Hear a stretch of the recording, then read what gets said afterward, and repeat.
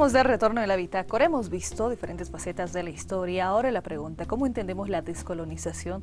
¿Cómo es que se está manejando esta palabra actualmente en diferentes ámbitos, en diferentes estilos, circunstancias, descolonización de la política, incluso se ha dicho, y eso lo vamos a ir tocando más adelante sin duda alguna. Pero ¿cómo tenemos que entender la descolonización y qué pasa en la coyuntura, Rafael?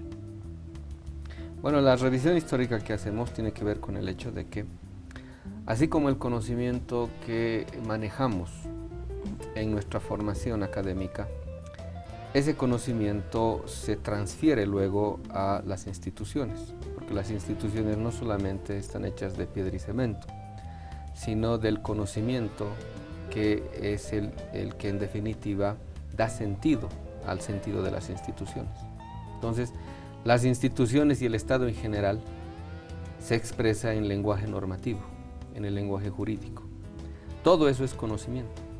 El problema es el conocimiento que contiene toda nuestra estructura normativa estatal, todas nuestras instituciones, desde la escuela, el cuartel, el hospital, etcétera.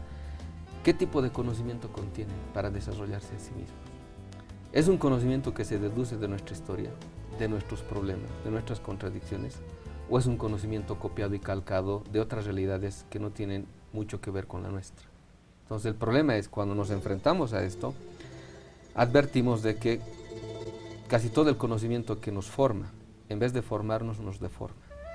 Porque no es un conocimiento que se deduzca. Estamos cuestionando el conocimiento que hemos tenido por más de 5 siglos. Entonces, descolonización quiere decir ser consciente de esta condición que nos atraviesa, una condición colonial que no permite que descubramos nuestra realidad, sino el conocimiento que manejamos y portamos encubre de modo constante y sistemático nuestra realidad.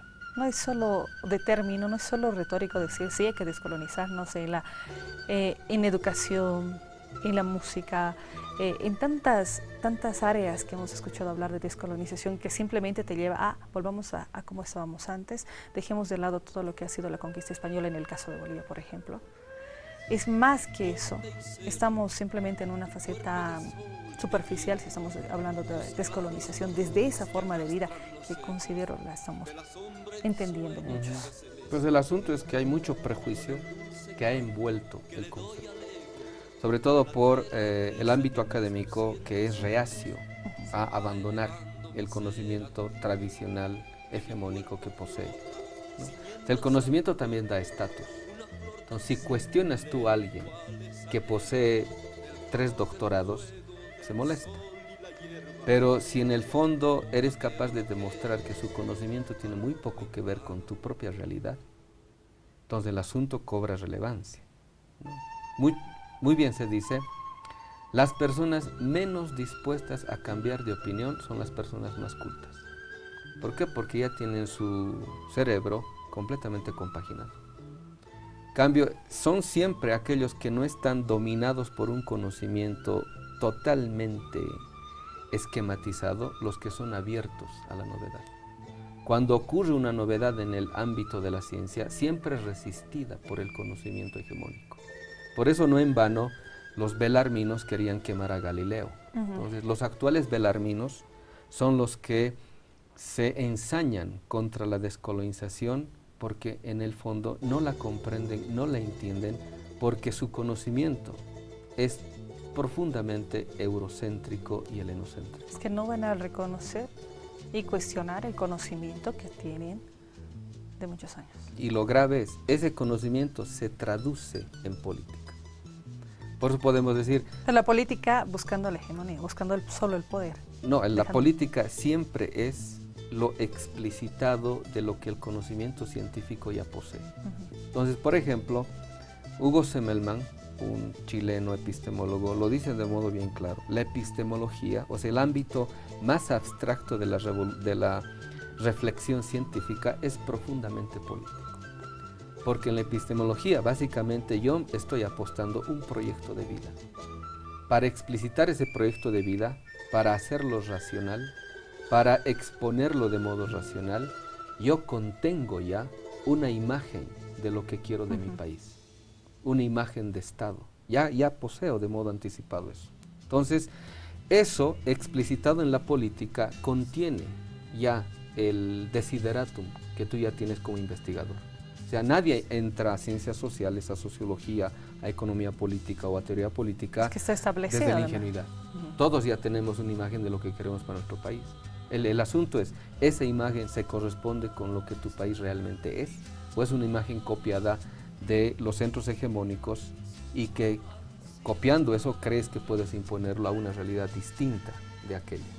Para nuestra realidad, la realidad que tienen los países de América del Sur sobre todo, por el tema de culturas, de las civilizaciones, por el tema aymara, lo de Tiwanaku y bueno, todo lo que conocemos, ¿no? que nos incluye a los países de Sudamérica, va a implicar ese retroceso a ese periodo, una adaptación, una revisión en realidad de qué es lo que necesitamos y qué se acomoda a lo que nosotros queremos o estamos viviendo en determinado momento y tiempo. Es el primer prejuicio que se lanza, ¿no? De que los descolonizadores quieren volver a la edad de piedra. Hoy en día, incluso en el primer mundo, en Europa y Estados Unidos, a partir de la física cuántica se está cuestionando seriamente la idea de tiempo lineal. Pues eso de que el futuro está adelante y el pasado está atrás es una falacia. Incluso no puede ser resistida ante cualquier análisis de la física actual. Porque los neurobiólogos dicen, eso de que el futuro esté adelante y el pasado esté atrás es una pura apariencia en el estado consciente. El tiempo no es lineal y menos unidireccional. Heidegger, por ejemplo, en Ser y Tiempo, decía, en todo momento de nuestra vida estamos conjugando la tríada temporal pasado, presente y futuro. Y cualquiera puede hacer el ejercicio siguiente, ¿no? Cuando está yendo a algún lado y se olvidó para qué estaba yendo, ¿qué hace? Se da la vuelta. O sea, para saber a dónde voy, tengo que ver de dónde he venido. Entonces, ese examen diario que hacemos nos da cuenta de que el pasado, como memoria acumulada, siempre está dándole de sentido a todas nuestras acciones en el presente. Y de lo que hacemos en el presente, estamos produciendo futuro. Entonces, cuando el presente pierde sentido, el futuro no me lo puede dar ese sentido, porque el futuro no ha acontecido.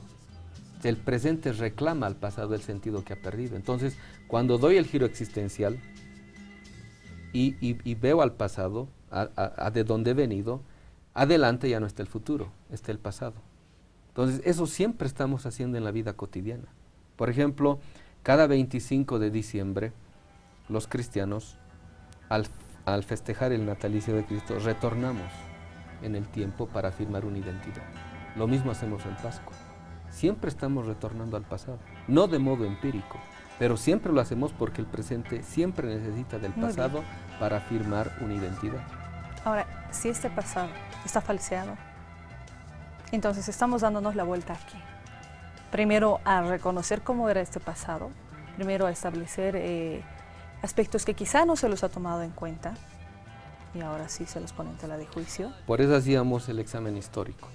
En descolonización decimos, no se trata de volver al pasado, se trata de recuperar nuestro pasado, el pasado que ha sido negado. Porque con la pedagogía moderna, con Jean-Jacques Rousseau, con el Emilio, se dice, Emilio est orphelin, dice, ¿no? Emilio tiene que ser huérfano, no tiene que tener ni padre ni madre. Pedagógicamente sabemos que la madre es la transmisora de la cultura. Pero la pedagogía burguesa moderna no quiere que el Emilio tenga padres y madres porque no quiere ningún tipo de reacción o ningún tipo de resistencia ante los valores que le está imponiendo el mundo moderno. Por eso no quiere que tenga padres, porque desde la visión europea el pasado es malo. Su pasado era malo, alguna vez lo hemos dicho. Sí. Del pasado europeo no pueden sacar nada, por eso se inventan un pasado, se inventan Grecia. Pero cuando nosotros creemos eso, devaluamos nuestro pasado, el único que tenemos. El que nos tendría que dar sentido, además. El que nos tendría que dar sentido. El pasado que se nos ha sido negado. Se nos ha sido negado, el que estamos buscando que tenga sentido para hablar de descolonización. Cerramos el programa y en una frase, como hacer un resumen. ¿Qué tenemos que entender por descolonización? ¿Cómo tenemos que ver nosotros por la descolonización en todo caso?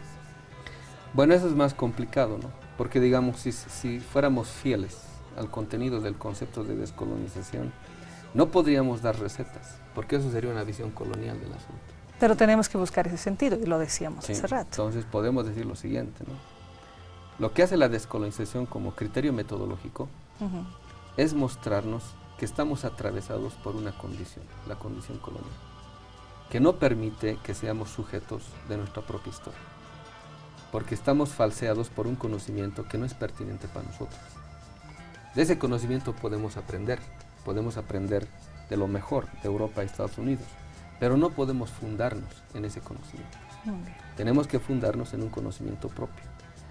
No basta que un pueblo salga a las calles a liberarse. Un pueblo necesita producir su propio conocimiento para que su liberación se realice, porque necesita producir todas las mediaciones para que su proyecto se lleve a cabo. Y eso significa, en última instancia, producir un Estado que entre en correspondencia con lo que en última instancia ese pueblo es. Y para eso un pueblo necesita producir conocimiento propio. Muchas gracias, Rafael. Y siempre lo hemos escuchado decir al presidente Evo Morales: necesitamos producir conocimiento. ¿Y qué estamos buscando al hablar de descolonización en la bitácora? Es buscar ese sentido que nos guíe y que podamos reconocer quiénes somos y a dónde vamos. Esto ha sido La Bitácora, señores. Ha sido un gusto compartir estos minutos con ustedes y será hasta nuestro siguiente programa. Permiso.